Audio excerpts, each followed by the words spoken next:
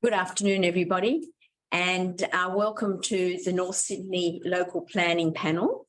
Today we have two planning proposals which the panel will be considering and making a recommendation to the council, as opposed to development applications where the panel determines development applications. When it comes to planning proposals, this panel only provides a recommendation to the council as such. We, like you, have had the benefit of reading the reports in respect of the two matters before us today, and doing site inspections. So I will ask you all to put yourselves on mute unless you're speaking, but at the same time I will do a roll call. Just a little bit of background. As you are aware, planning proposals, this is the very embryonic stage of a planning proposal, in that it is well and truly before it goes to public exhibition. What happens is that a planning proposal is seeking a gateway, which means that it would then be advertised and it goes through all the public and community consultation processes before it is finalised. So this is very much at the beginning of the process, where a council either receives a planning proposal for an applicant, or as in the case of item number 2, which is Holt Avenue, the Cremorne, the council is the applicant in respect of that matter. In respect of the first matter, which is 601 Pacific Highway, St Leonards, we have the applicant Stocklands as the proponent of, or the applicant for, the planning proposal. The panel will be making its recommendation to the council following this meeting today, which we are making a public meeting and allowing people to view and hear or participate where they would like to. As I said, though, this is very much the beginning of the process, and in terms of objectors and the community, you will get the full opportunity to make submissions if the planning proposals proceed through Gateway before they are then formally exhibited. The panel's recommendation to the council will be placed on the website by close of business on Monday afternoon, if not sooner. So just to give you an idea of the timing that we abide by. I would just like to, first of all, see whether we have all the relevant people on the stream at the moment. For the matter of 601 Pacific Highway, those registered to speak, Zoe Liu. Zoe there? Mark Bartle, Graham Collins. Yes, I can see you there. Thank you very much. I'm here. Thank you. Yep. Stephen White. Yes, I'm here. Thank you. Ryan Crabb. Yes, good afternoon. I'm here as well. Fine. Thank you very much. And we have a number of people observing, which is Rob Battersby. Hello. Yes. Thank you. Michelle McSharry. Yes, I'm here. Yes. Lulu Woods. Yes, hello. Yes, thank you. Carolyn Chow. Yes, I'm here too. Thank you. Thank you. And Jenny Buchanan. Yes, I'm here. Thanks. Fine. Thank you very much. So I'll go to the second item later when we've finished with the first item. First of all, I'll introduce myself. I'm Jan Morell, the chair of the panel today. I'm a town planner of many years' experience. I work on a number of panels, local panels, since retiring from the Land and Environment Court, where I was a commissioner for some 14 years. I'll just ask the other panel members to introduce themselves. Grant. Good afternoon. I'm Grant Christmas. I'm a solicitor. I specialise in planning and environment law. In addition to sitting on the North Sydney panel, I sit on a number of other panels in Sydney, and I'm also a state-appointed representative for the Southern Regional Panel. Helen. I'm Helen Lockett. I'm an architect and urban designer, and I sit on a number of local planning panels and regional planning panels, as well as the IPC. Good afternoon, I'm Lindsay Day. I'm Council's community representative. I'm a geographer and a planner. I have my own consulting business. I'm on this panel and 6 other panels in and around Sydney. Thank you. And conflicts of interest, we've all made declarations and nobody has a conflict of interest on either of the matters before us today. So that will be also available on Council's website. So we'll now go to the first item and I'll invite Zoe Liu to address the panel. Thank you. Zoe's there, but I don't know whether she's having troubles. Okay, we'll leave Zoe till later because we know that she's there somewhere. Mark Bartle, are you there now? No. Okay. It's unfortunate that we don't have, we might just ring these people and see whether we can get them online.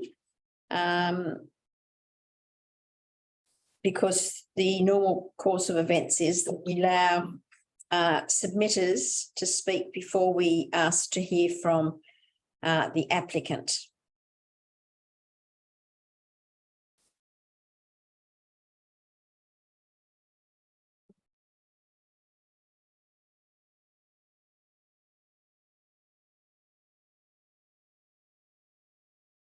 Just bear with us one moment. Just trying to call her.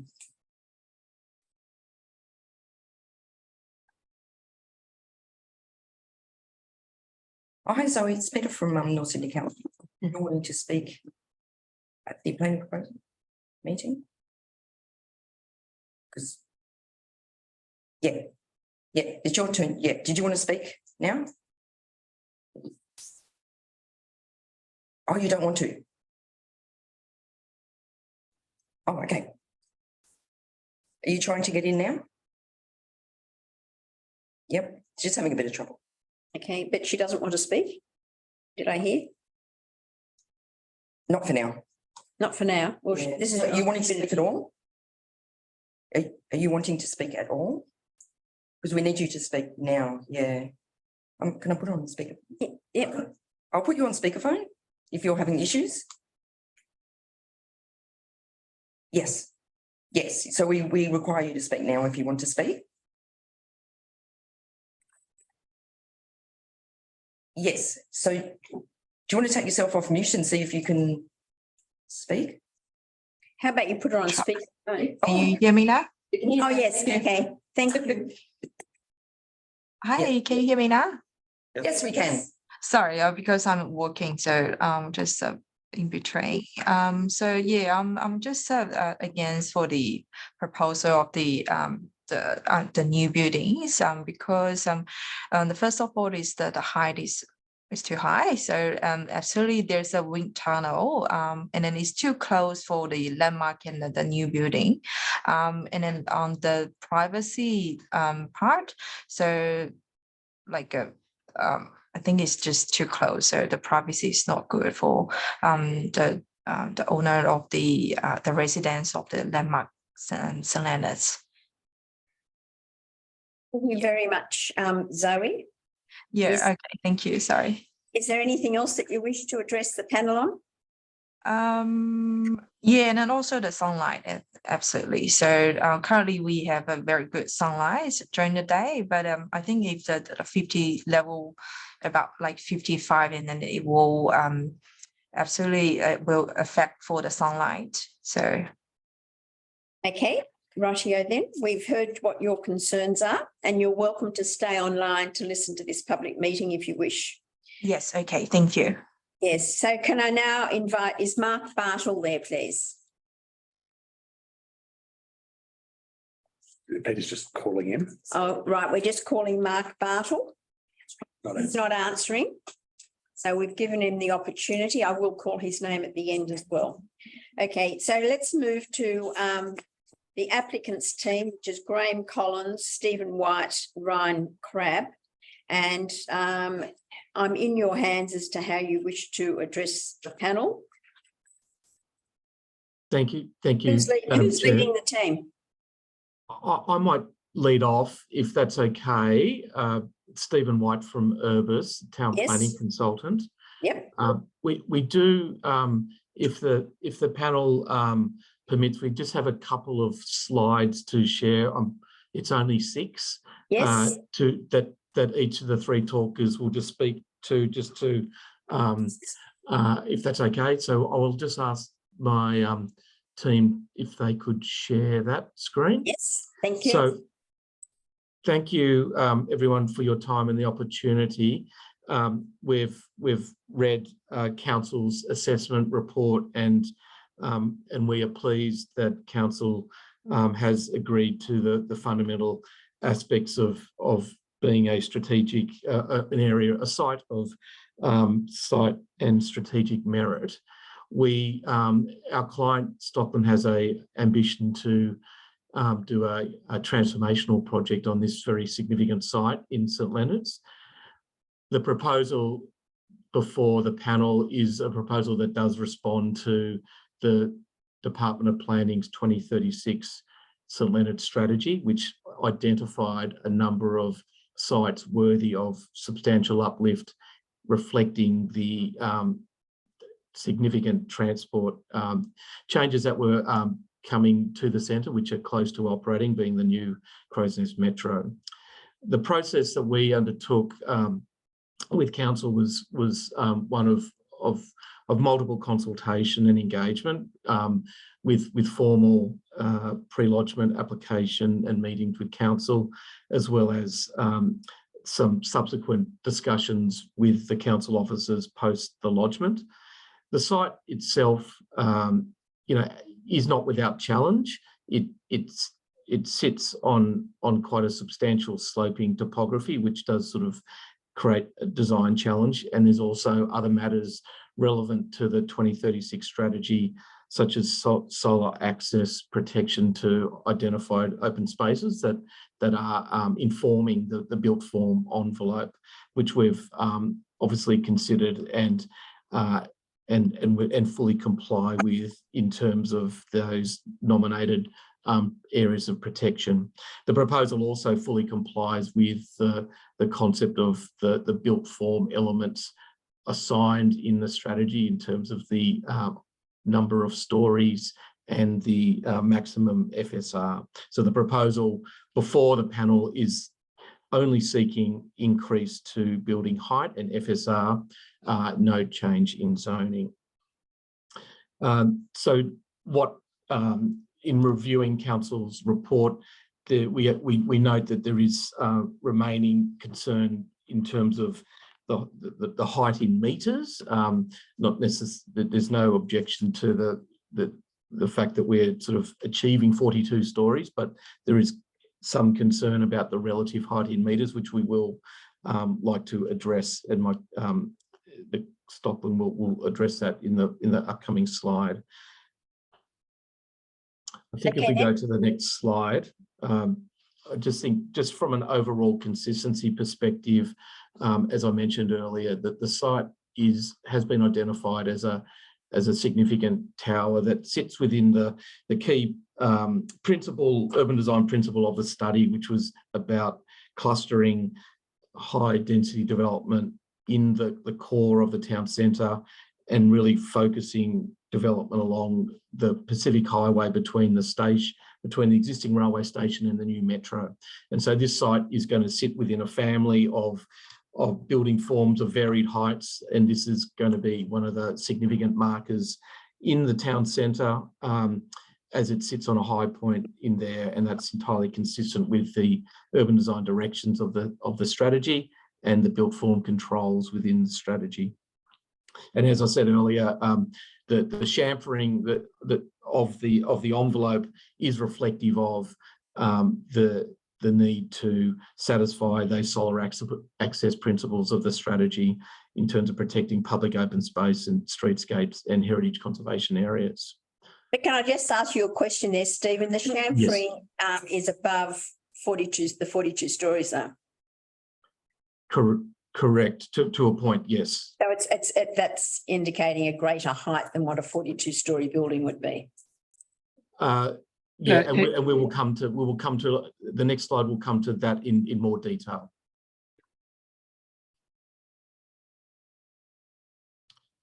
So I think yeah, I think we go to the next slide. And Graham, did you want to talk to that chamfering height aspect?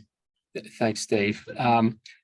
Just in answer to that question directly, the chamfering is complex at the top of the building for the solar plane.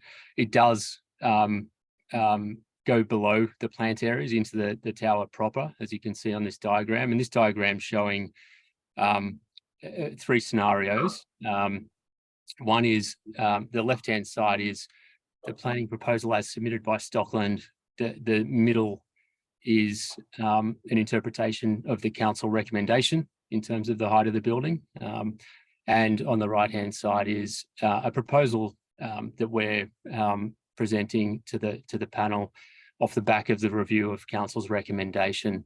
There are a number of elements that sort of make up the tower height overall, and we thought it might be useful to talk through each of those as we have alignment and remain consistent on some, and others we're moving towards council's position. So I'll just step through those now. The podium height as submitted was 5 to 6 levels, and as Steve mentioned, the topography of the site falls quite significantly east to west and north to south, so it does split. Council's recommendation is a 4 to 5 level podium with an overall height of about 20.5 metres. And on the right-hand side, you can see there that in consideration of council's recommendation, Stockland are proposing to modify the planning proposal to be consistent with council's recommendation. And so we put a green box tick against that. The body of the tower proper, the floor-to-floor heights, the number of stories and the plant room heights, we're in alignment as submitted with council's recommendation. So we don't see there's an issue there to address.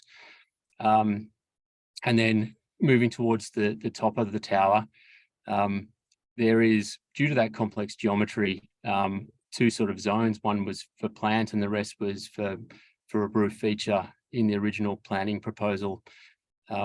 After submission, but prior to the council report, Stockland, through the collaboration that we had with council, offered to reduce the height of that roof feature by 8.5 metres.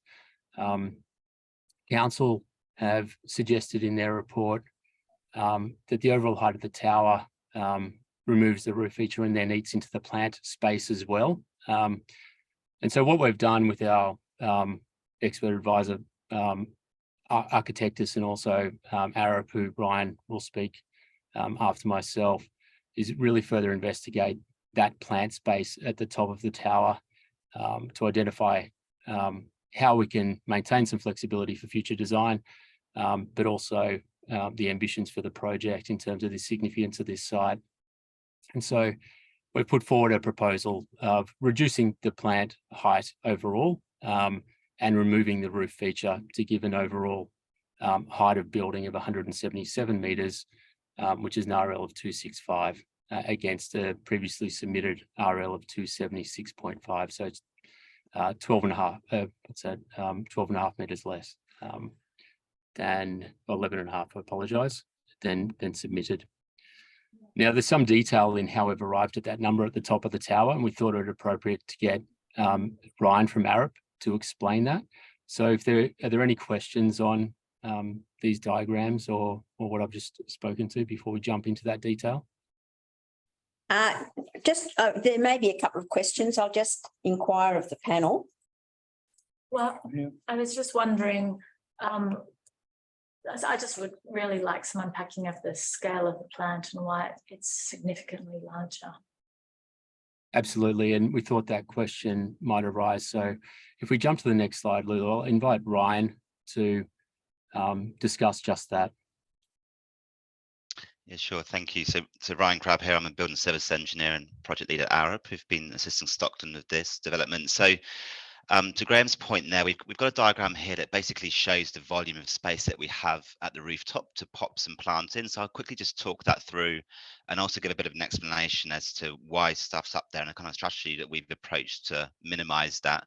I mean, as a summary, the rooftop area that we have for plants is somewhat constrained by the building form that's defined by those solar planes that cut through the shape at the top of the building. So the first port of call, what we've looked to do is to basically strip back any plant that can be located elsewhere in the building. So predominantly the building in terms of ventilation is fed from mid-level plant rooms, and we've got a little bit of plant here at the rooftop that serves the upper levels. But apart from that, the kit at the top of the tower is either there for a particular reason, for example, the fire tanks, where brigade will mandate being at the top, so they have a gravity-fed resilient system, or it is equipment that needs to be at the top of the tower because it needs access to outside. It's basically heat rejection plant in the form of cooling towers, or it's heat pumps. We've got an all-electric building here, so to provide heating, we have air source heat pumps. So that's what this diagram kind of shows. And to fit into the fairly small footprint that we have, which is about circa 500 to 600 square meters, we've looked to stack this plant where we can to minimize, well, basically to make as best use as we can of that footprint, but that has resulted in the plant height having to be stacked. So what we've got here is, you can see there's an 8-meter plant height required zone there, and that's actually split into 2 plant floors. The first plant floor is some of that ventilation plant, so that's air handling plant that serves the upper towers, but it's also smoke exhaust and life safety systems that have to really reject that smoke at the top of the building, and it's some fire services tanks. So that's stuff that can be sat within an enclosed plant floor, which sits for the first 3 meters, and then above that we've got then the cooling towers, which are large, obviously, bits of equipment you typically see at the top of towers or commercial residential developments for the like, and also heat pumps. And that plant has to be sat at the very top because it needs to be basically have an open roof for the large part that is open to ambient to reject that heat. And we've looked here as well to maximize the use of the floor plate we have and squish that height as much as we can. So typically, I mean, conceptually, we'd look for about 7 meters of height just for the cooling towers alone. We've looked to compress that into a smaller height so we can keep the 2 floors together at just 8 meters, which is less than we typically see on other developments across the city in North Sydney. On top of that, in this diagram, we then haven't got space in that footprint to put a building maintenance unit. So we're proposing that that sits higher on top. And the expectation is that there's likely to be a telescopic unit that can spin around the tower and clean the facade. So that's another requirement for circa 6 meters above to fit that BMU in. In that zone, we also have a goods lift that needs to serve the plant floor. So the intent here is we're going to stop that at the bottom level of the plant floor to minimize that overrun. So it won't serve the upper level. We'll have a strategy where we can remove plant down to the bottom level, but that still does have an overrun in the lift motor room. So that's what's shown in the kind of triangular blob as a lift overrun space there as well. So I guess in summary, that's a kind of what is in that space to make it a little bit clearer to everybody else. And in terms of design principles, we've looked to remove everything we can that doesn't need to be sat at the top of the tower, and then compress that as much as we can within the volume that we have, which is kind of defined by that solar plane and the building form. So I don't know if anybody's got any questions. Well, you've only showed us a section, so I don't really know what the footprint of those levels are relative to the floor below. I mean, for example, couldn't the floor area of those plant floors be larger in the envelope? For example, the first floor of the plant where the water tanks are, or could the cooling rooms go around the water tanks if they need to be open in that space, in that triangular space? Yeah, so just sorry to interrupt. Sorry, please finish.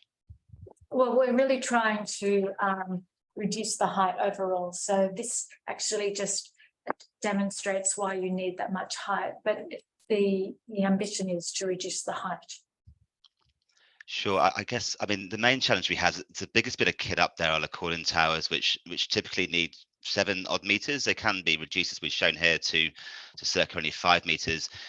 They all need to be on the same level as well. There's a number of cooling towers to serve a development this height, and they all need to be on the same level. So, I mean, technically wise, so you don't flood the towers.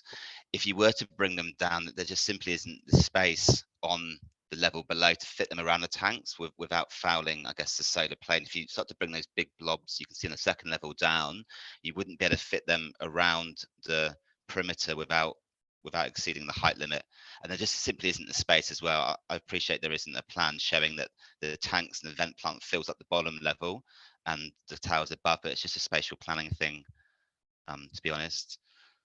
And again, the heat pumps that are up there as well. In the past, we've had gas boilers, but with the all-electric building approach here as well, they are a lot larger bits of kit that require, again, larger floor plate and also access to ambient above to reject or bring in the heat. So we've looked to try and optimize the space as best we can, but it's just a constraint of the footprint we have fundamentally as the building cuts back. To reduce all levels. Okay, thanks. And following on for that, the other two plant areas lower down in the building, what are they full of? What are they? Are they at their capacity? Is there any room to take some of this top level stuff down to the other plant rooms? Yes, and that's what we've looked to try and optimize as much as we can. So I guess for the second question, yes, they are at capacity. There's a mixture of plant there. Majority of it is ventilation plant that serves up and down the tower. So you can serve a tower a number of ways. You can serve bottom up and top down, or you can serve from middle up. And we propose to go from the middle up to then minimize the amount of plant that sits here. We still couldn't quite fit all of it in, which is why you do have a small portion of ventilation plant at the lower level of that stack at the top, but primarily the two plant levels below do house vent plant, and that vent plant is also double stacked. So although it appears like a single plant room, we will be creating a MES platform to serve up and down. The lower level of one of those plant floors also contains a second substation and generators that serve the building as well, and that kit needs the additional height. So substation height is mandated by Ausgrid, and by the time you put in lifting beams and winches to get the kit out, that's what drives that 6 meters height as well. So yes, we have looked to try and maximize the amount of plant that can go down there, which is why we only have a little bit of vent plant, but the rest of the kit up here has to be up here, as I said, because it's either a mandated a statutory requirement or a brigade requirement, or it needs access to outside. Thanks. Okay. I know it's early days in the proposal, but just in terms of sustainability measures, have you considered the incorporation of sustainability measures and how that might impact then on your envelope and whatever else? I'm really, I suppose, asking for the architect. The architect's not here, and as I understand it. Is that correct? We do have the architect with us. Michelle, did you want? Hi, yeah, Michelle McCherry here from Architectus, Architecture and Urban Design for this project. Sustainability measures, I might actually throw to Graham and the Stockland team on to talk to some of that. Right, okay. Yeah, no problem. So in terms of the sustainability ambitions for this building, it'll be a 5-star Green Star building. We'll be looking to do carbon minimization initiatives, not just in operation as you'd expect in an office tower, but also through the building, through the targeting embodied carbon. That strategy needs to be worked through in detail, but it's very much on the Stockland sustainability agenda from a corporate perspective as we roll out through all of our projects. The envelope itself and the scheme that fits within it, while indicative, does consider, solar passive shading and those sorts of things to make sure that we're doing as much work as we can with the building fabric without providing embellishments unnecessarily. Okay, and just on the podium is now proposed to be 20.5 metres. So what are the heights of the various levels that you have within that podium? I just need to go back to that section. I think we've got an allowance of 4 meters floor to floor on the podium levels. And that is in consideration of the circa 2,200 square meter floor plate on those lower levels, as opposed to obviously the smaller tower floor levels. And that also considers the entry, which I think is compliant with council's requirements. So the overall height of 20.5 metres the council is putting forward aligns with the top slab of level 4 or the slab of level 5, and transitioning that level 5 of our podium into a tower level, a tower floor plate. Excuse me, Graham, could you just change the slide to the comparative heights? Thank you. Yes. So if we just look at the bottom there, the 24.6 metre podium height that was proposed is transitioning to a 20.5 metre height by virtue of pushing the top level of the podium into the tower form. Does that make sense?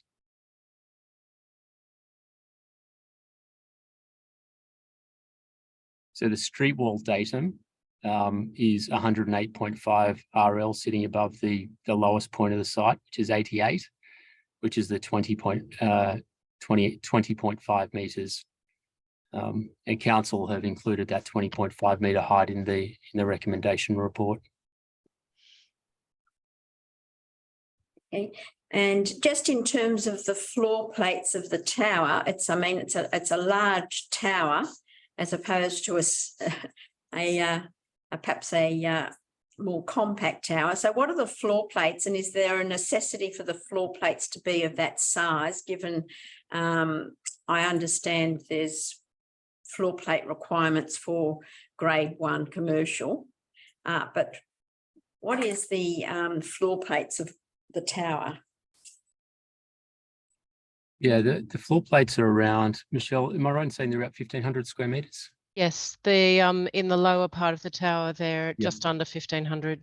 Yeah, and 1,500 square metres as a commercial development is optimal for us. It allows us to deliver a premium grade PCA tower or upper A grade, depending on where we position this in the market. And from previous experience in different markets, we know tenants are looking for sort of 1,500 square metres as an optimal configuration to give them flexibility, either if they're a smaller tenant to take up, a smaller number of floors, or a larger tenant, again, a smaller number of floors, but also providing that interconnectivity that is important these days. And given the, I suppose, the location, and we've all inspected the site and understand the wind within the area, within the space, has there been any wind tunnelling modelling to understand whether, in fact, this configuration would exacerbate, or whether, in fact, to inform the design process? Michelle, can I hand over to you to talk to wind study? Yes, the wind studies haven't actually been modelled at this stage of the project. So we don't know the implications then for the concept that's before us. We did have a review from a wind tech who provided a statement with the application, though. But I think what Michelle was mentioning is that hasn't gone to the full modelling, but there is that document that accompanied the application had identified some strategies in terms of wind mitigation at lower levels, which was about relating to sort of more detailed facade design, foliage, a range of different measures, so that it would be more to be incorporated at a detailed design stage. All right. Now, with respect to the planters that are proposed on, I think it's on the western side. Mitchell on the eastern Mitchell. side. Mitchell. Yeah. I don't think that would achieve council's objectives of the greening of that or contribution to the greening of that area. Is there any possibility? I know that you're talking about using the existing basement, but there would be an opportunity to take out sufficient of the basement to provide for not deep soil, I know that, but the equivalent of deep soil for some canopy trees. I think that's something we'll need to look at the next stage of design once the architect has been appointed. You're right, we are proposing to use the existing basement opening and footprint, but a great outcome on Mitchell Street Plaza is benefit for the public and also the asset. So we'd look to achieve a fantastic outcome there. And I think that's something we need to definitely work with the great architect to achieve. Talking about community outcomes then, that brings me to, has a VPA been considered for this uplift? No, well, in looking at the 2036 strategy, there is a SIC levy that applies to development for residential apartments. No, not for this. No, yeah. But we're just sort of taking guidance from that strategy. The strategy is one thing, but it doesn't prevent a VPA. I mean, given the uplift in this development, I would have thought that would have been something that was very much in the offering. Look, it hasn't been proposed at the moment, noting that... Surely someone has thought about it. Well, I suppose it is sort of the only substantial commercial building as part of the centre, where all other developments are residential. So, the current sort of view is that there is a significant economic benefit and community benefit that would arise from development of this site in the commercial, in a commercial form. So that, and as well as the public domain upgrades and activation that would happen along Atchison and Mitchell Street Plaza. But that's sort of where the current position is. I don't know, Graham, perhaps it might be better to speak for the actual applicant. A representative of Stocklands, can you advise us here? Can we have the screen back so that we can see everybody rather than what's up there now? Also, Jen, Mark Bartell has joined us. All right, okay. Yes, I'm happy to respond to that. Can we take down the shared screen? Thank you. Sorry, Lulu, do you mind stop sharing? Thank you. Yeah, is that better? So in respect of Stockland's position, again, Steve has put forward the position that this is a significant commercial tower. It'll have obviously the economic impacts that come along with that. And, it's a substantial investment for Stockland to be delivering this scale of commercial in St Leonard's. So we think it's the investment in itself, as well as the community and economic benefits that flow along with that, proportional to the development. Yeah, it's just something that I think that you should give more consideration to in terms of infrastructure and the benefiting from all the infrastructure that's also been provided. And there certainly would be demands on council in terms of community facilities from even a commercial building as opposed to a residential. And I would have thought that there should have been some consideration in that regard. Noted. I noticed that Mark Bartle has joined the conversation. Mark Bartle, are you there? Sorry, just before you move to Mark, we had one more slide to talk to, if that's okay. No, yes, you can. I'm going to come back to the applicant. Thank you. Okay, no problem. Yes, I am here. Thank you. Yep. If you'd like to address the panel. Right. You can't read the logo. Oh, yeah. Yes. Thanks. Are you there, Mark? Want to take yourself off mute? Yes, I am here, but I'm sorry, I joined late. I apologize for that. How are you? Now, can you just address the panel? We don't want to hear the background noise. Thank you. Yes. Hello. My name is Mark Bartell. I'm one of the owners of one of the apartments in 500 Pacific Highway. I've joined late. Apologies for that, everybody. I don't have anything to say to the panel at this stage. I'm listening at the moment, but I'll thank you for letting me join. Well, this is your only opportunity to say anything. So if you did want to say anything, you have to do it now before we go back to the applicant. Okay, I guess if I do want to say something, it would be along the lines of my concerns with blocking of sunlight to my apartment building. At the moment, we do have sunlight, and I'm concerned that this development will block sunlight for much of the day, and that is a concern for me. Yeah, so that's really what my main concern is. Right, thank you very much, Mark. Yes, you're welcome Thank to you. stay on the line and listen now. Thank you. So now we will go back to you, Graham, and one of your team, and we'll finish looking at the slides. One of your team, just bear in mind, I'd like them to address the issue of solar access for the landmark building.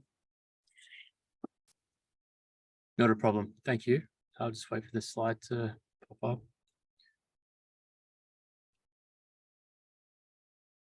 And maybe if you can go to slide 5, please.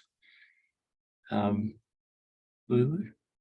Michelle, whilst we're doing that, did you want to touch on the solar access to landmark? Yes, thanks, Graham. So we have undertaken detailed solar analysis, which accompanied the planning proposal submission during the winter solstice from 10 a.m. to 3 p.m, which indicates that every required open space has been protected within the local area.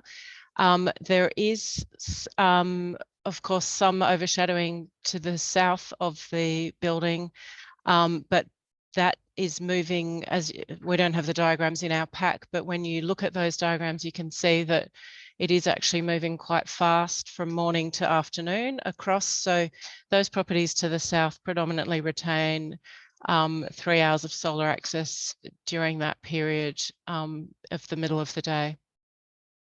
Okay, and what do you define as required open space?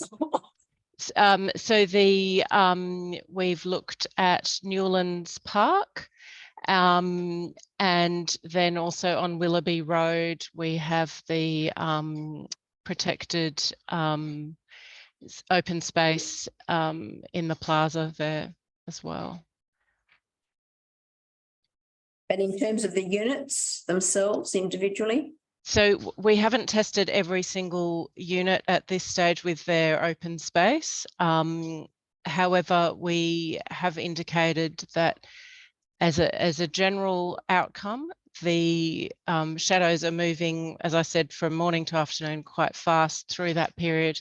They get solar access in the morning and in the afternoon, with the shadow only moving across in the middle of the day. Thank you. If I could then go back to the slide, Graham. Yeah, thanks, Michelle. As Michelle mentioned, that detailed solar assessment was included in the planning proposal, and council made reference to that in their report also.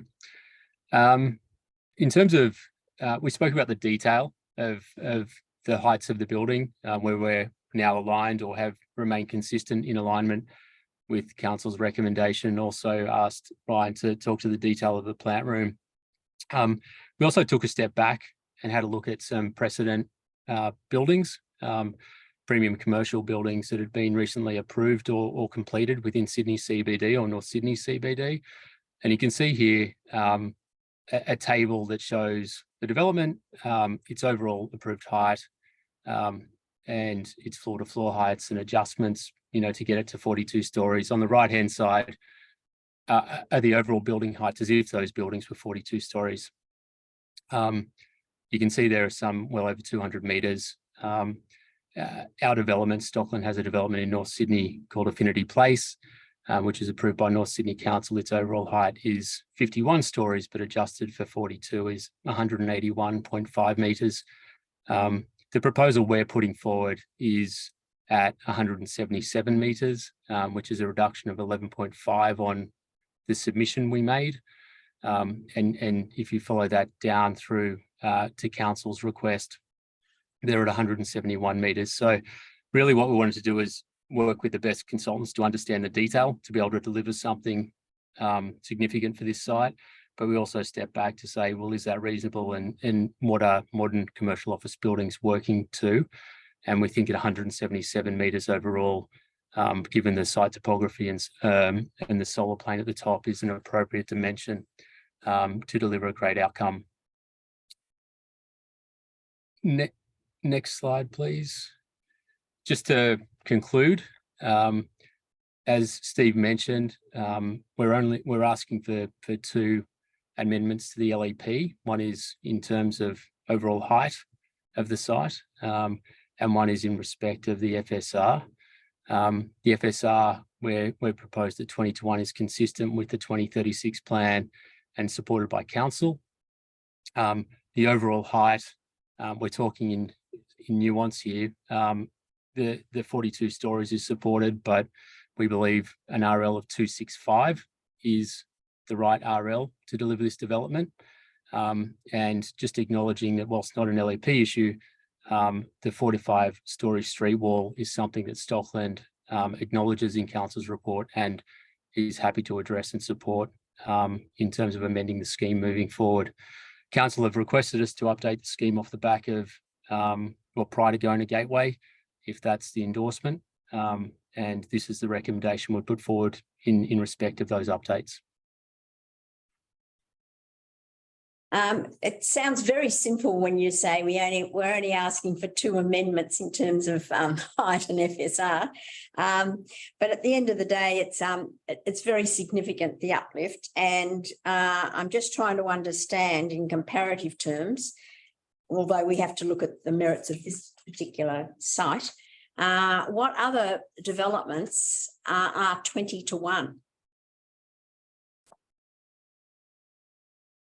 The adjoining site next door is 25:1. So the site that it immediately adjoins this. It's considerably smaller that, and this.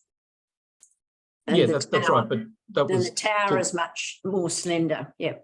Correct. So that, and then for the comparison, the residents that spoke from the landmark building, that's 17:1 FSR, which is a sort of a comparable sort of scaled building on the other side of the road in the Lane Cove LGA. Yeah, so I suppose, as you know, we're responding to the work that was done for the Department of Planning by its design consultants when they formulated the strategy, and so this plan proposal is in response to what's been adopted in that document. Yeah, which is just that uplift. I'm just considering whether have you contemplated a development control plan that might sit with this planning proposal to provide greater guidance? We do acknowledge that council has recently adopted a development control plan amendments, which I'm sure Neil can speak to. That was only quite recent. That was for the sole purpose of, in the council planners' eyes, to sort of fill the gaps of what was missing from some of the built form controls that exist in the 2036 strategy. So the strategy itself has street wall heights and setback controls, but council has recently adopted amendments to the DCP that would that impact this site and all sites in the centre. So given that, we didn't feel warranted to be adding further updated site-specific controls. Well, it's rather interesting that you say that, Stephen, because even the podium height in the concept that was proposed was not in accordance with council's DCP. So I'm just thinking that a DCP for the subject site might provide greater certainty, because there was a difference because the podium height in the strategy was different to council DCP. We understand that. You've just said there's no need for a DCP for this site because council has its own DCP. Well, it was disregarded in respect, for example, of podium height. Council has now, since lodgement of our planning proposal, adopted changes to their DCP post our lodgement. Post lodgement, okay. Correct. Then, well, there might be some areas that require. And as Graham said, that we are willing to accept that reduction in that street wall height, the podium height, to be consistent with exactly what council wishes. Okay, then, very well. I'll just invite the other panel members and they'll probably have some questions as well. So, right. Perhaps it's more a question for the council officers, but in terms of the height, my understanding is that like the standard instrument that would provide for a height in meters, not an RL, or would Parliamentary Council permit an RL to be imposed into the LEP? Okay. I'm happy to discuss post, but our general preference is meters. That was my understanding. Yeah, there are some exceptions. Of recent times, decisions outside our control, but I think we can come up with a numeric height that's clear and consistent. So okay, thanks. That's all I wanted to know. Helen? No? Lindsay? Just a couple of questions in relation to the use of the existing basement going forward. I note that there is proposed just to have medium and small rigid vehicles servicing the basement. And I wonder if you know whether that existing basement will service that scale of vehicle. And I guess a comment on emergency vehicles, if they're different to a small or medium ridge vehicle, would be appreciated as well. I can answer that. In terms of the reuse of the basement, there's an existing excavation for the basement. We would have to reconfigure the basement to accommodate the new tower, given its substantial size. There's also the metro line that runs directly underneath the site that would need to make sure the founding of the tower avoided. So in consideration of both of those items, we would make sure that access was suitable, as opposed to being constrained by the existing concrete structure. And I just also wondered whether you thought that a large rigid vehicle would be more appropriate for a building of that scale, of the proposed scale, to service it re-waste. Yeah, we've done developments where both large rigid and medium rigid vehicles can service large commercial towers. Often medium rigid are fine and constrained by the basement dimensions as opposed to the large on inner city sites. So it just becomes a matter of truck frequency and managing that appropriately through the loading dock. But we'll consider that through the detailed design of the building. Yeah. I'm also just wondering, you know, I would imagine the basis justifying the demand for commercial office space in St Leonard's would have been based on pre-COVID commercial space demand for. Just wondering if anybody has done any sort of rerun of the data in terms of demand post-COVID for commercial office space of this scale. We have. We're very interested in it. As I mentioned, Stockland have a already approved development in North Sydney that we're monitoring at the moment, and we hold existing commercial assets around Sydney. We do see demand coming back. I mean, obviously COVID has had a big impact on office demand and different needs for different tenants. But we're very confident in our North Sydney development, as I believe will be for St Leonard's also. That analysis continues and is ongoing, of course. But yeah, we're a strong believer in the office market. And last question, just on page 97 of the agenda, it's talked flexible floor plates to cater for different size enterprises are going to be part of the future proposal. Just wondering if you could give us a little bit of detail on how that actually is created within the building.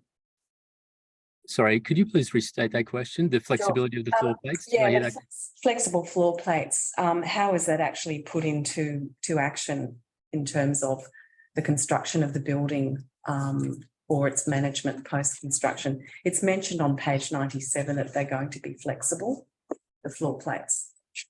Yeah, so they can, so we obviously haven't designed the building, but in previous examples of buildings, vertical villages are very popular, where you link a number of floors to a facade to improve daylight access and the creation of community.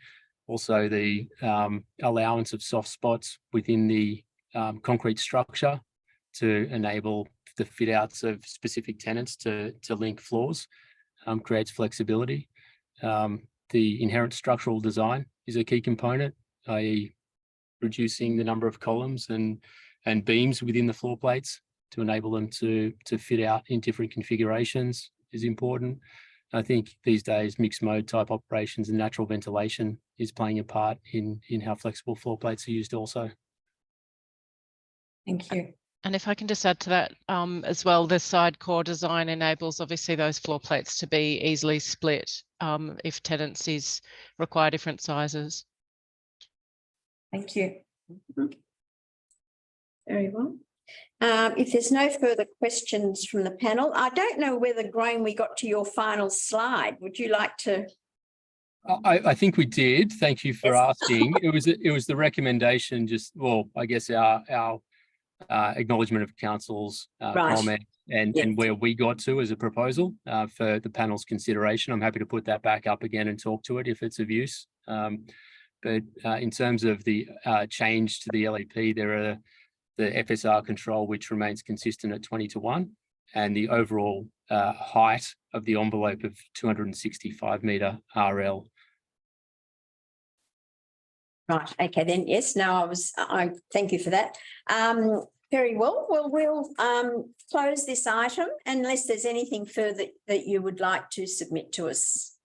Just one thing, Madam Chair, just given that we've provided this new information to you today in terms of the Stockland's proposed sort of further reduction in the height, is this presentation, would you like us to send that through to council so that you can review it during preparation of your minutes? Well, I think you should send it through, yes, because you formally submitted it and it would then need to be placed on council's website. So, yes, thank you very much. That would be appreciated. Okay, we'll arrange for that. Thank you. Thanks for your time. Okay, well, as I said, we'll have a report on the website by close of business probably Monday. And thank you everybody for your attendance and address to us today. Good afternoon. Thanks for your time. Bye-bye. Thank you.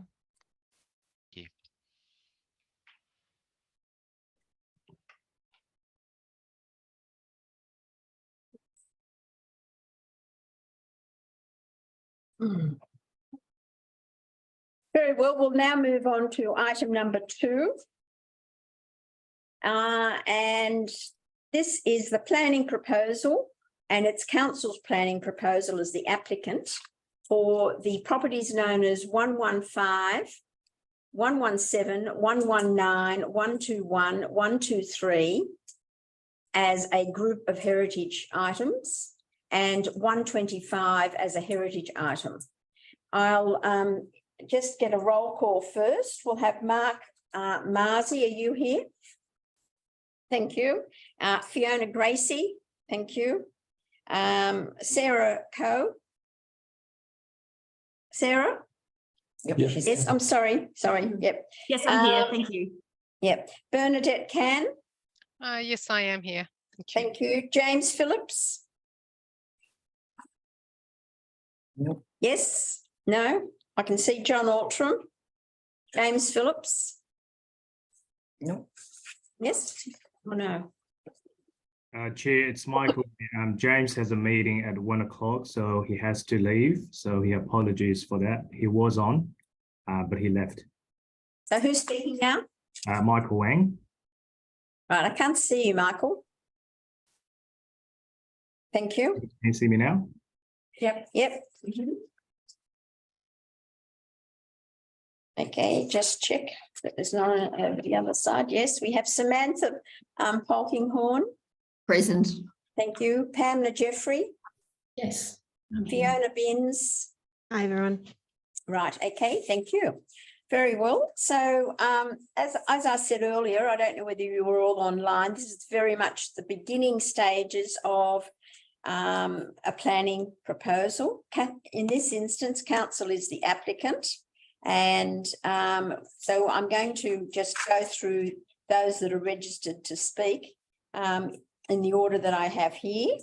And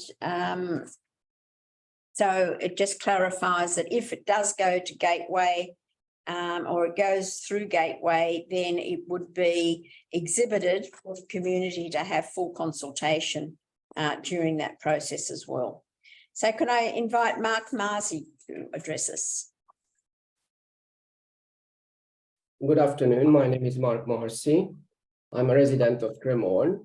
First, I would like to congratulate to the Council for compiling a high-quality planning proposal, in which Council have addressed all the matters raised by the Gateway Determination, the Independent Planning Commission, and the North Sydney Local Planning Panel, including further investigation, evidence on strategic and site-specific merit, as well as responding directly to the reports paid by the developer.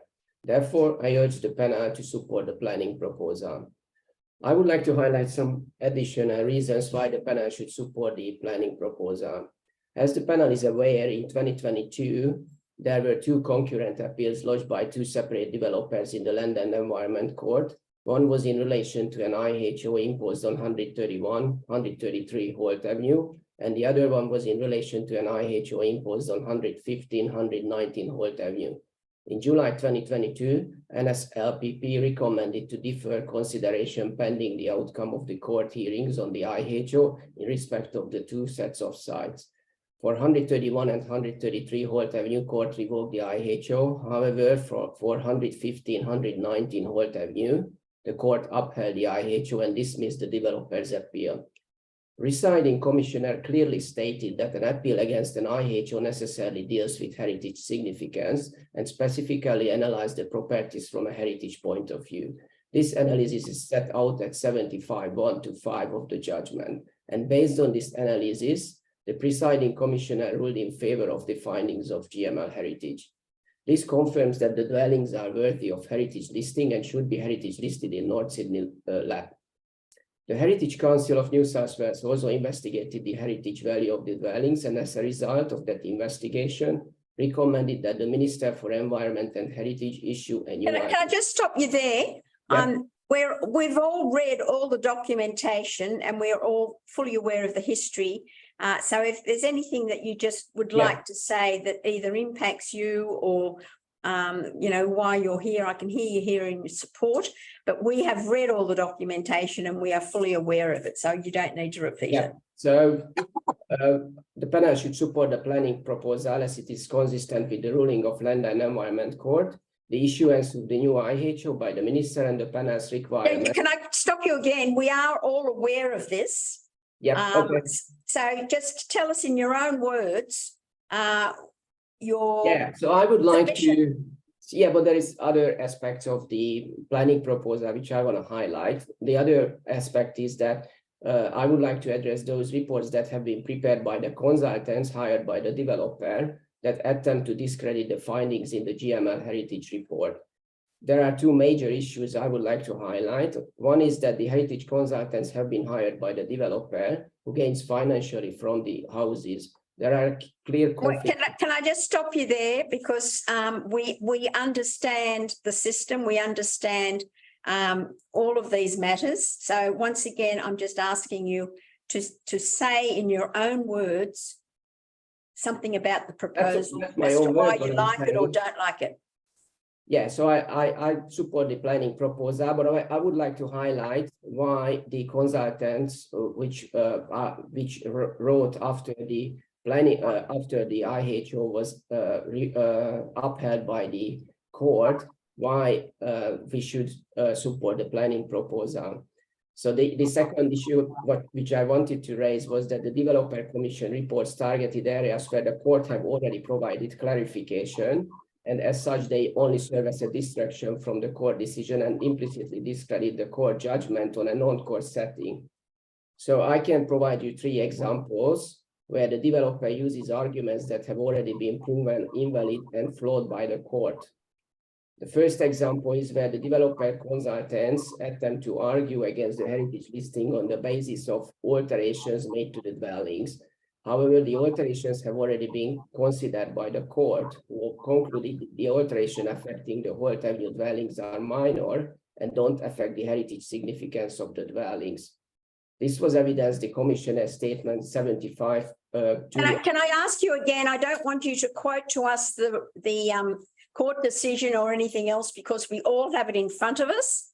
And if there's anything else you'd like to say apart from what's already documented, by all means do so. Yeah, so the second example I'm providing is the developers consultants attempt to argue that there are other better examples of federation dwellings in the LGA, and therefore the Holt Avenue dwellings aren't worthy of being heritage listed. This line of argument has been shown by the court to be flawed again. Can I just stop you there again? We really, you really must understand that you're here to just tell us in your own words. We've read all the submissions. We've read all of the court judgments. We've read everything. And you just have to tell us in your own words that you support it or whatever else. So just... Yes, I support, but you need to, establish this. Can I just say we have read everything? I don't need you to reiterate it to us. Okay, I asked the panel to support the planning proposal in line with the Land and Environment Court decision that ruled in favor of GML's findings, that the dwellings are worthy of heritage listing for their historic, associative, aesthetic, rarity, and representative values, and that these dwellings should be heritage listed as local items of heritage significance in North Sydney land. Okay. And I would be really disappointed with the New South Wales planning system if, despite the evidence at hand that clearly supports the heritage listing of these dwellings, efforts are not made to protect and preserve these items for the benefit of our community and our future generations. Okay, thank you very much. Thank you. Right, yeah, can I invite Fiona Gracie to address the panel? And as I said before, Fiona, we have read everything, so we don't need people to quote it back at us. Sure. Can you hear me? Yes, we can. Thank you. Okay, thank you. So good afternoon. My name is Fiona Gracie, and I'm addressing you today as the founder of the Cremorne Conservation Group, which came into being around about 3 years ago, 2.5 years ago. We currently have some 1,000 members as part of our group from the local community. And I'd like to thank you for allowing me to address you today about this particular planning proposal. Just before I go into the reasons why I support this planning proposal, our collective view as a conservation group is that heritage does hold immense importance to us in our society, not only reflecting our history and cultural identity, but it also contributes to our sense of place and belonging, helping to shape our communities, both past, present, and our future. So on that basis, I'd like to just recall to the panel's memory that when the panel was considering the initial planning proposal that was put forward last year, the panel's recommendation was to not proceed at the time because they wanted to find out what the determination of the Land and Environment Court would be, which happened about a month later. So the panel last year met in July and the determination from the LEC came out in August. We now have the benefit of knowing what that determination is, which was to support the heritage listing of the properties pursuant to council taking further inquiry. We now have that further investigation in our hands from the expert independent consultancy GML, which came out this year. And that detailed analysis that was undertaken by GML has answered the issue raised.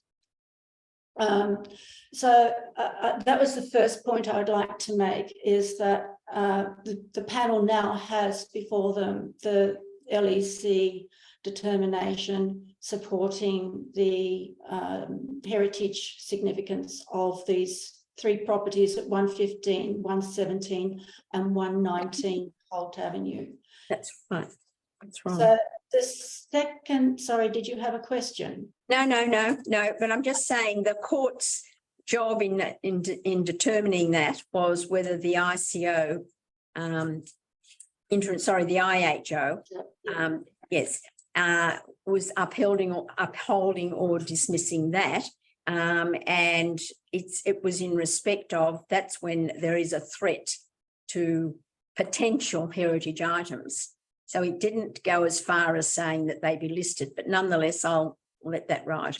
There was, I think, from memory, in paragraph 75, one where the Commissioner Horton actually, and I take that from memory, that Commissioner Horton actually did say that there was likely. Yes, and that's exactly what I'm trying to say to you. That's when they uphold or dismiss an appeal as such. Okay, right, yeah. Okay, good. So the second matter that I'd like to bring up today is that the perceived or potentially real conflicts of interest that occur when developers are requested to put forward heritage reports. So we have at our disposal a completely independent report that was commissioned by the council through GML.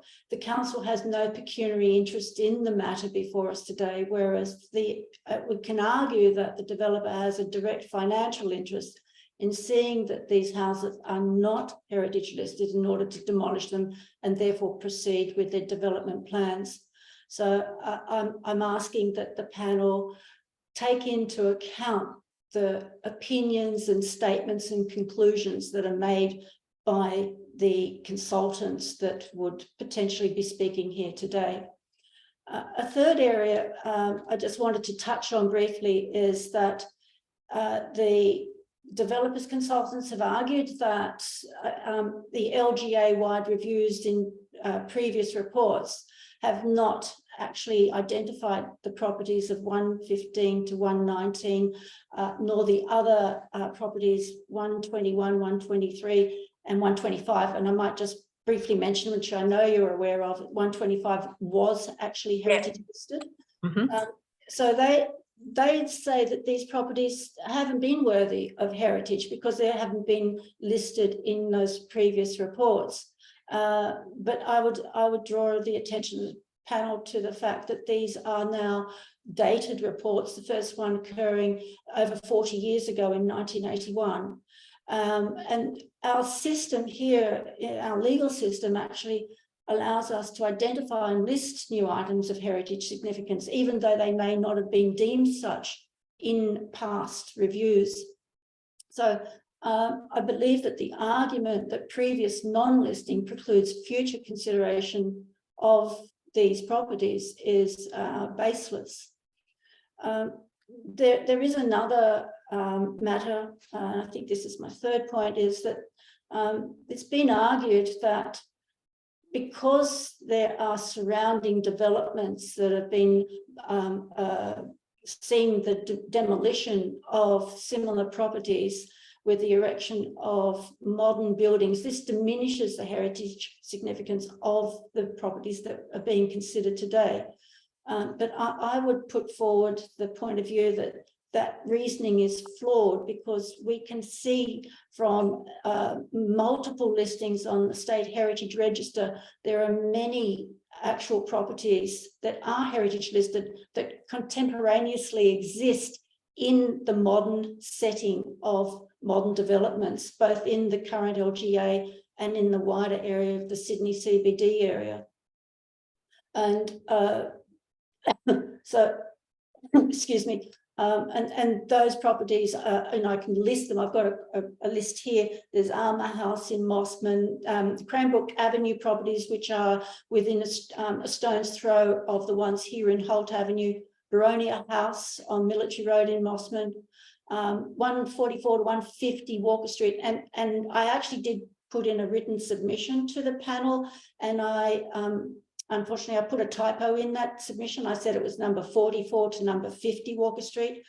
That's my mistake. It should be 144 to 150.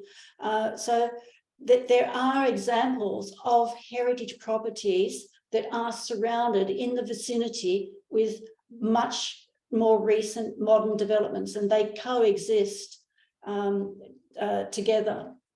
So I would say that that argument that's being put forward is a flawed argument. As is the argument about the fact that the properties have been altered to the point that the consultants do not believe that these properties actually meet the threshold because of their alterations. And Commissioner Horton, I'd like to just briefly reflect back on what Commissioner Horton wrote in his determination, is that the Please, can I just say that you don't need to reiterate, we've all read the so judgment. I won't say it, other than to say that the alterations that have been made to these properties are minor in nature, and as such has been deemed through the expert report from GML to be not prevent them from meeting the threshold for various levels of heritage significance. So, and finally, there is, in summary, we've got a planning proposal from the local council supporting this going forward. We have the expert report from GML supporting the heritage significance of the properties in question. We have the Minister for Planning issuing an IHO because state heritage has in the planning department actually saw that there was potential for heritage significance upon further inquiry, which has now been completed. And I hate to mention it, but we do have the Land and Environment Court also supporting further inquiry because they upheld the retention of the IHO on the properties. So in closing, I'd just like to reiterate what I said at the beginning, and that is, I believe that we have a responsibility to protect our cultural heritage and not just preserve the past, but cultivate our rich and vibrant future for our current community and for our future, for our children. And on that note, I thank you for listening to me. If there are any questions, I'm happy to answer. Thank you very much, Fiona. We'll now go on to Sarah Coe. If you're there, Sarah. Yes. Yes, I am. Can you hear me? And you don't always have to repeat things. You can say you're in agreement with previous speakers, but just tell us in your own words why you're here today. Yes. So thank you very much, panel, for the opportunity to address you this afternoon. My name is Sarah Coe and I'm a local resident, and I am going to provide you with 6 key reasons why I believe this proposal is worthy of your support. And I'll try not to repeat things, but it forms part of my opinion. So firstly, I think the proposal should be supported because it is consistent with the key Land and Environment Court determination. Can I ask you not to repeat things? Because really, we will be here all day. Okay, I just need to understand in your own words. But I want to make this. I would like to make the point that had the court been can I just say we have read that judgment. We know why it was in the court, and we know the reason for the decision. You don't need to refer to it. You can just tell us why you support it. All right. So that's the first reason why I think the proposal should be supported. The second reason why I think the planning proposal should be supported is because council has prepared this proposal in accordance with the advice and recommendations of both the Independent Planning Commission and the Department of Planning. So although the original planning proposal that included 131 and 133 didn't receive support to proceed past Gateway, it was clear that both those parties, Department of Planning and Independent Planning Commission, were supportive of council preparing a new planning proposal. And I won't provide any quotes, but in my submission, I provided evidence from the transcripts from the meetings held between the Department of Planning and the Independent Planning Commission to substantiate what I've just said.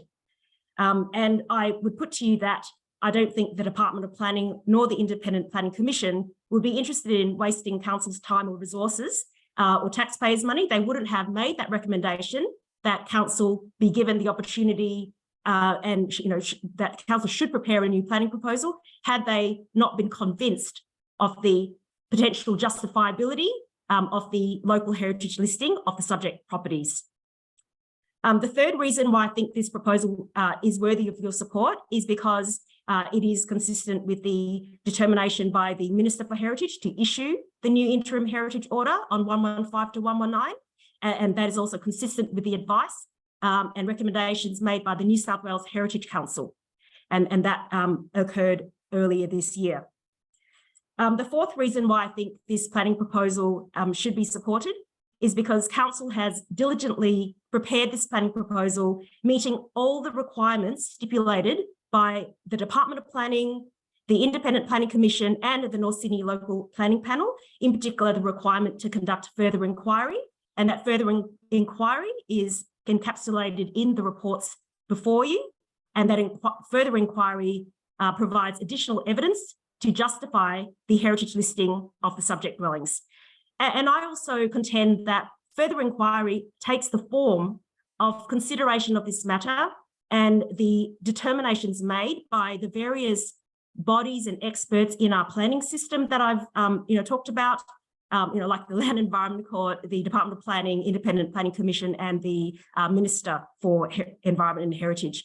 And I think all those determinations and recommendations that have been made by those bodies further support this planning proposal. The fifth reason why I think this proposal is worthy of your support is because council has demonstrated in the report that the proposal has site-specific and strategic merit.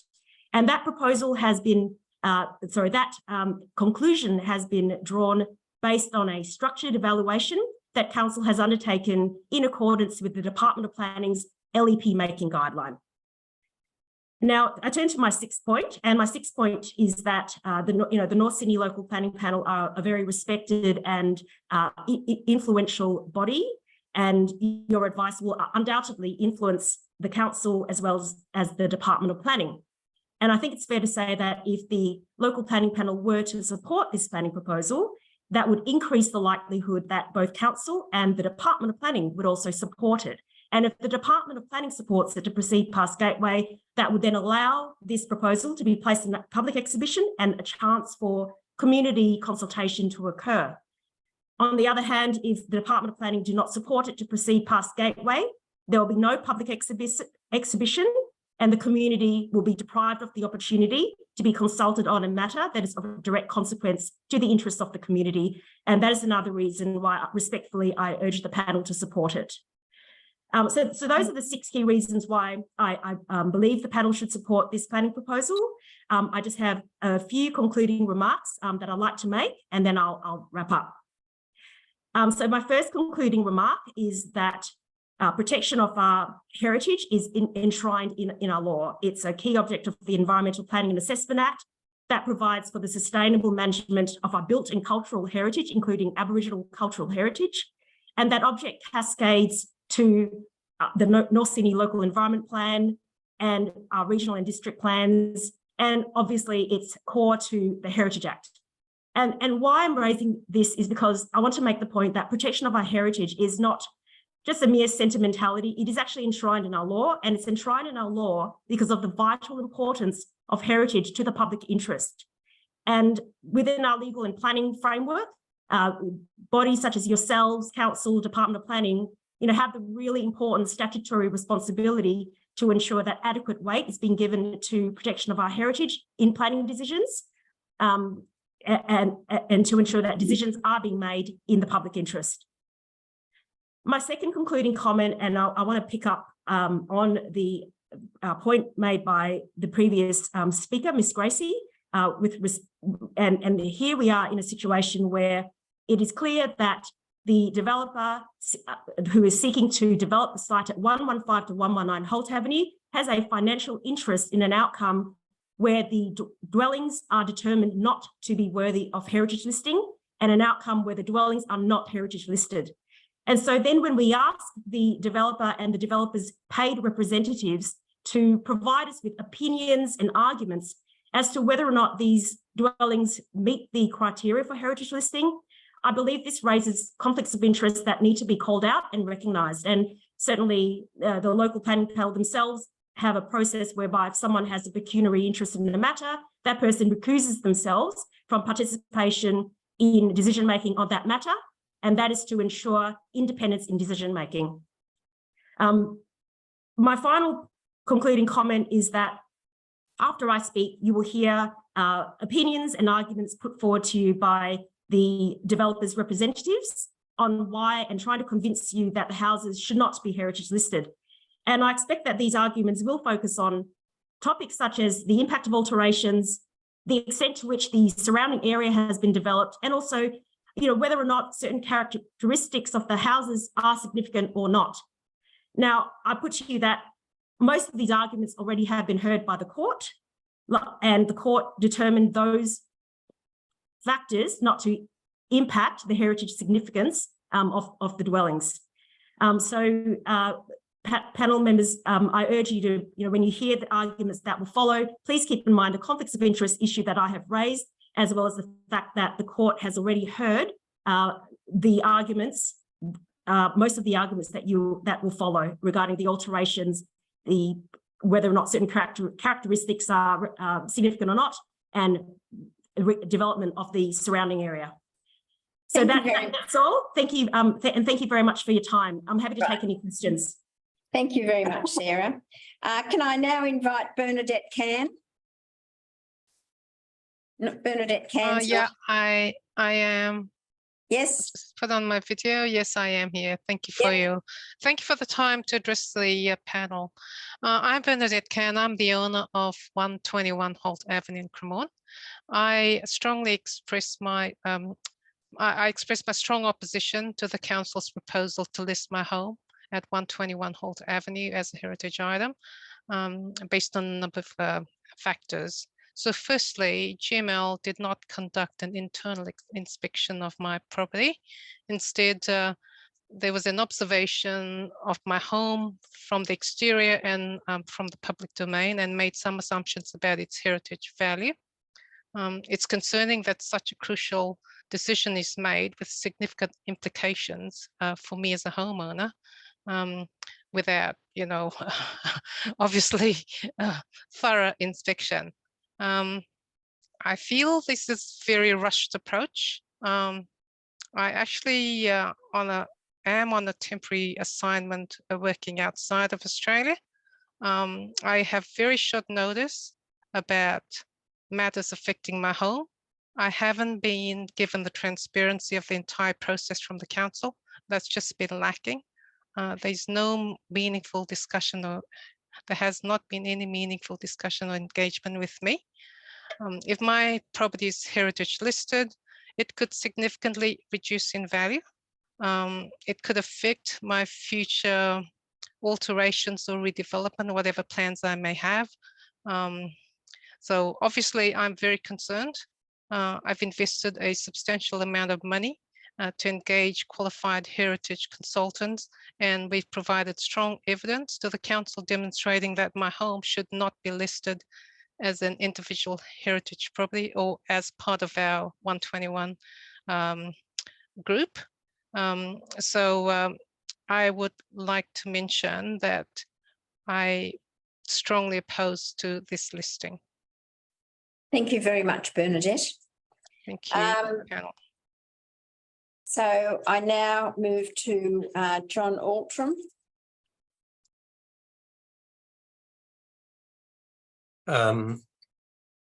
Hello, thank you, Chair. Thank you for giving me the opportunity. Obviously, I'm a heritage consultant engaged and paid for by the applicant in this matter, and we have carried out a pretty thorough assessment of the properties at 115 to 119. We were not engaged to carry out assessments of 121 to 125, so I will only speak to those properties, if I may.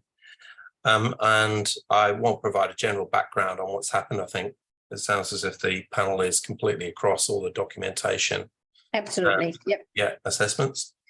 And basically, I would like to speak to the additional information that's been provided in the revised GML report, which was obviously the most pertinent matter that was before the court in terms of the IHO, and also the planning panel and the Department of Planning, in that they considered that it was necessary to look to additional research in order to bolster the case that these buildings should be listed as heritage items.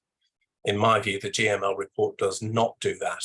It does not provide any substantive additional information that would sway yourselves or others in regarding these buildings as heritage items. And if I can just go through the assessments in section 7 of the report, Though the buildings were built at the same time and by the same builder, the houses are not a group. 119 is considerably different from the other two houses, and all the buildings have been changed. The houses share some internal layout and details, but all have been altered to a considerable degree. The shared history does not make them a common group, as both the subdivision pattern and the building of houses on multiple lots by a single builder or others is a common feature in North Sydney, particularly on the Thrupp estate that was subdivided at the same time, and much development occurred at that time. The assessment criteria that they then go on to address is clearly directed at the special qualities of a place. And if you look at the wording, it will say that strong associations, high degree of creative achievement.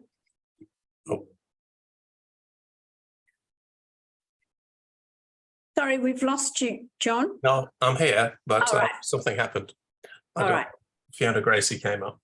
All right. So the criteria used by the New South Wales Heritage Manual are directed at the special qualities, not the commonplace. And in this instance, I think these buildings are relatively commonplace, both in terms of the development of the subdivision and the development of the houses themselves. Under criterion A, they say that the subdivision pattern and the buildings are rare. And this is simply not the case. And our report clearly shows that. It was a common feature of the area that as the Coopers released land, they were subdivided and houses were built, particularly in the period between about 1900 and 1910. The evidence that they put forward linking the architect Edward Skelton Garton to the houses is the most tenuous piece of information I have ever seen, and I would not use that in order to provide a link. It's based on a tender notice that refers to 3 houses in Neutral Bay that were built by the builder for these houses, who was Thomas Ross. And how they can draw the conclusion that these houses were designed by Garton on that basis is completely beyond me. And I'm not saying that as a paid agent of the developer, I'm saying that as an independent heritage consultant. The houses do not display a high degree of integrity. They've been heavily altered. And as the previous speaker noted, they did not inspect her property internally.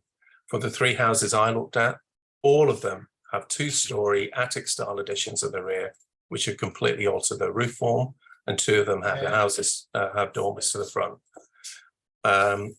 All of the houses have been altered to the front in some manner, but they do retain a fair degree of their original fabric and layout, but this is very typical of the period. For the alterations that have occurred, were these buildings to be heritage items, North Sydney Council would not simply support that level of change for a heritage item. And yet they're willing to list these buildings, even though those changes have already occurred. In the criterion C, historical associations, the report makes the statement that buildings are rare examples of the builder Thomas Ross, and no evidence whatsoever is put forward for this. Obviously, we only know of the buildings done by him, which have been researched, and there are several examples noted in the report, but there may be endless others throughout the suburb, as he was obviously clearly active in that area. The suggestion linking their houses with Garden, I think, is completely unsustainable. There is not sufficient evidence to say that, and yet they rely very heavily on that assessment in order to justify the listing of the houses. In the report, they refer to 3 houses by Garden in Spofford Street that could equally be the 3 houses in Neutral Bay by that combination of architect and builder. Under criterion C, the houses are very typical examples of Federation period houses. We carried out the review of North Sydney heritage items and all buildings in the conservation area, hundreds of items. And this type of building is extremely common across the LGA. They do not demonstrate what is required under the criteria, that high degree of creative achievement. And as I noted, all have been heavily altered. Under criterion D, social, no assessment was made under that criteria. Under criterion E, research potential, the GML report accepted that the houses were not of technical significance, which usually relies on very complex buildings or structures. And the archaeology was outside of their scope, but it's clear that there were no previous buildings on the site before these houses were constructed. And so archaeological remains are very unlikely. Under rarity, again, they make the point that these houses are rare. And in my view, that is simply wrong. If you look at the guidelines for inclusion in the New South Wales Heritage Manual, the houses do not meet a single one of the inclusion guidelines. I won't repeat them here, they're available in the report, but they do make both items under guidelines for exclusion. Are numerous but under threat is not rare. In terms of representativeness, in my view, if a building does not meet any of the previous criteria, it could not be considered a good quality representative example of its type. And that, again, the houses would simply not meet that criteria. I don't think GML have provided any substantial additional information that would justify the listing of these houses, and I would strongly recommend that this planning proposal not be supported by the panel as it wasn't previously. They've had ample time to carry out endless research over a year since the IHO decision in the Land Environment Court, and that information has not been provided. Thank you. Okay, then, thank you very much. Now we'll move on to Samantha Polkinghorne. And yeah, if I can just say, please don't repeat anything that's been said. Just give us a summary. We've read all the documentation thoroughly. Thank you for the opportunity, and I do hear you. We undertook an independent heritage assessment on 115 through to 123. We did visit all of the properties, and personally, I've got 35 years heritage experience, so I am happy to stand by as an independent report. Now, I'll shortcut all of my notes here to basically say that I don't support the GML recommendation for the following two key reasons. One, the report too heavily relies on the conjectural association with Skelton, and their line of logic from what is just not a fact to underpin their perceived associative and aesthetic value. The other point is that they assert that the group has rarity value as an example of modest scaled speculative developments, and it has not been conclusively demonstrated that they are a rare example within the LGA, particularly in light of the established conservation areas. There's a lot of other things I could say, I won't. I would say that Mr. Ultron has represented a position I am more than happy to support in detail. So, you know, to sum up, I don't believe the GML report has conclusively demonstrated the ability of any of the sites to meet the threshold for listing, certainly not as items and certainly not as a group. And for these reasons, I'm more than happy to not support this planning proposal. Thank you very much, and thank you for keeping it brief. Pamela Jeffrey. Yes, hello. I'm a senior heritage consultant with City Plan Heritage, and I've been a registered architect since 1989, specialising in heritage, conservation of heritage buildings and identification of heritage items. I'd just like to say that although we were paid to do the report, we were asked to do it independently, and our opinions were not influenced by anyone else. We've inspected all the properties from 115 to 123 and looked at and undertook some historical research. You're aware of all of that. We've looked at the additional research prepared by GML, and really the only changes we can see from the earlier report was that they've included a section on Edward Garton about, you know, the works he's carried out, but throughout the report they GML keep referring to he appears or he's likely to have been involved. And so there's no definite indication that he was involved in the design of those buildings. We've looked at, the criteria that GML had assessed it against, and although, we stand by our opinion that they do not meet the threshold for listing on any of the criteria, the buildings, GML compared them to a group of buildings in Bannerman Street, which have been now included as contributory items in a conservation area.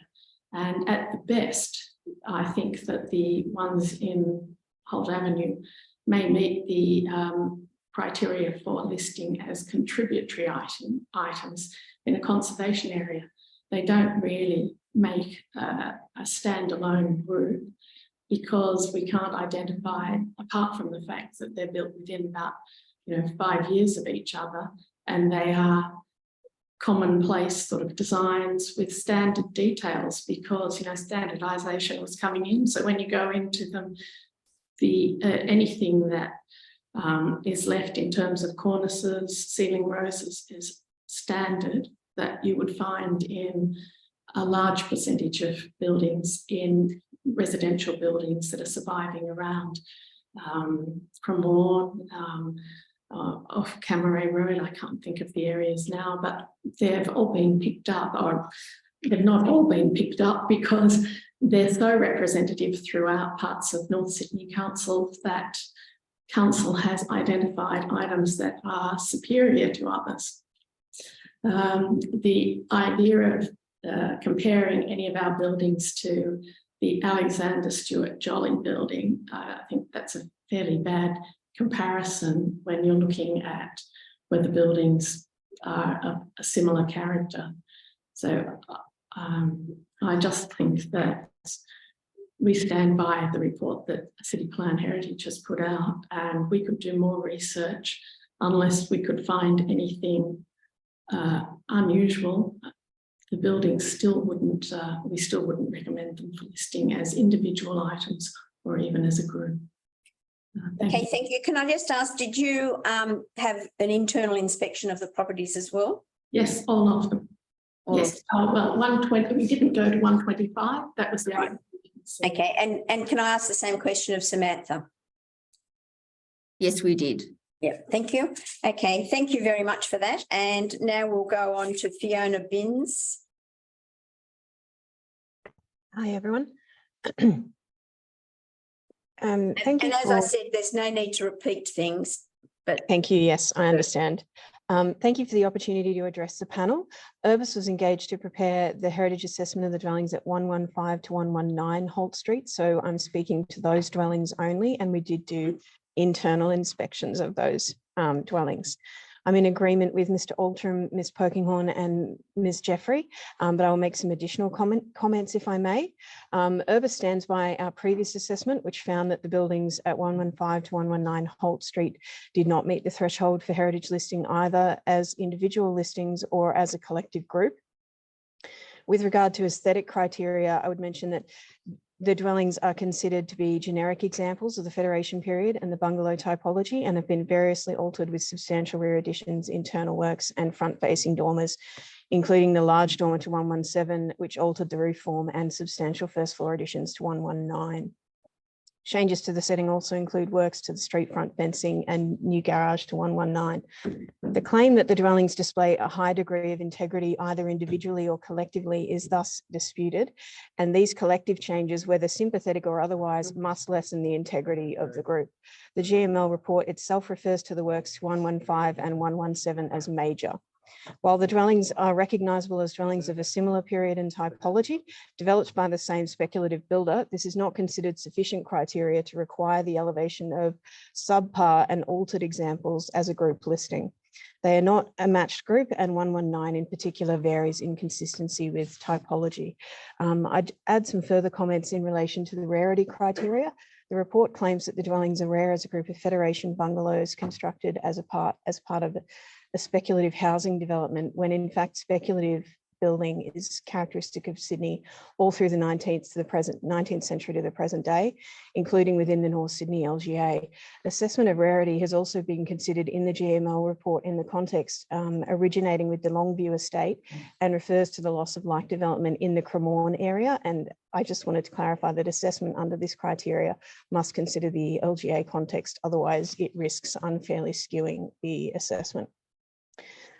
We too have reviewed the further heritage assessment prepared by GML Heritage. The listing hinges upon the attribution, as others have said, on the dwellings to the architect Edward Skelton Garton, for which the dwelling is deemed by GML to have associative significance. And this relies on that 1906 newspaper article that reports the building of the 3 residences. As Mr. Altram said, that could equally refer to the Spofford Street dwellings.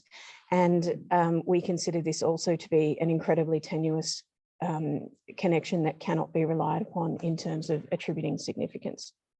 Okay. It's Urbis's view that the further assessment does not provide substantial additional information and has failed to provide the additional justification to merit the listing of the dwellings at 115 to 119 Holt Street, and we therefore recommend against the inclusion of these in any heritage listing. Thank you.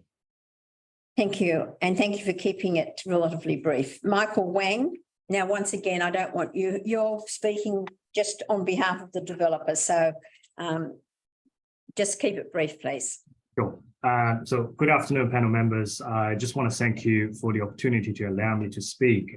Today, I present in front of you as a North Sydney ratepayers and the owner of 115, 117 and 119 Hot Avenue to express our strong objections to the planning proposal.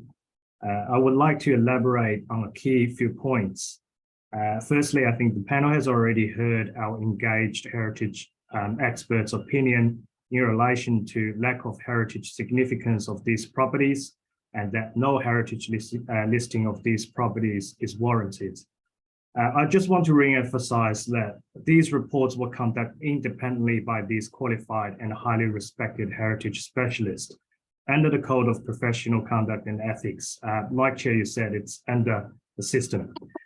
In front of the panel, a total of 9 studies are available, including Council's own research over the years, all unanimously concluding that our properties do not meet the threshold for heritage listing.